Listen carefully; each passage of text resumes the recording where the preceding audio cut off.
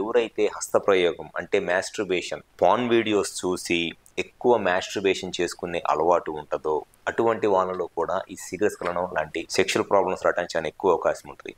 ఎందుకు అనంటే ఎవరైనా సరే పార్న్ వీడియోస్ చూసి మాస్టర్బేషన్ చేసుకునేటప్పుడు వాళ్ళ ఫీలింగు వాళ్ళ మైండ్ సెట్ ఎలా ఉంటుంది అనంటే ఎవరు కూడా గంటలు బాత్రూంలో కూర్చొని మాస్టర్బేషన్ చేసుకోవాలనుకోరు. ఎందుకు అనంటే మాస్టర్బేషన్ చేసుకునేదే వాళ్ళు సెమెన్ అవుట్ అయినప్పుడు వచ్చే ఆ హ్యాపీనెస్ని ఎంజాయ్ చేయడానికి మాస్టర్బేషన్ చేసుకుంటారు. సెమెన్ అవుట్ అయినప్పుడు వచ్చే ఆ ప్లెజర్ని ఎంజాయ్ చేయడానికి మాస్టర్బేషన్ చేసుకుంటారు. సో మాస్టర్బేషన్లో వాళ్ళకి అన్నిటికన్నా నచ్చే పార్ట్ ఏంటి అనంటే లాస్ట్లో సెమెన్ అవుట్ అయినప్పుడు వచ్చి ఆ ప్లెజర్ ఎంజాయ్ చేయడం కోసం మాస్టర్బేషన్ చేసుకుంటారు. కాబట్టి పార్న్ వీడియోస్ చూసి సెమెన్ ఫాస్ట్గా రావాలి అని చెప్పేసి అని ఫాస్ట్గా మాస్టర్బేషన్ చేసుకుంటూ ఉంటారు. ఇట్లా ఫాస్ట్గా మాస్టర్బేషన్ చేసుకోవటం వల్ల స్లోగా ఈ పెన్నిస్లో ఉన్న నర్వ్స్ కూడా ఆ ఫ్రీక్వెన్సీకి సెట్ అయిపోతాయి. ఆ నరువుకి నరువు మెమరీ ఉంటుంది.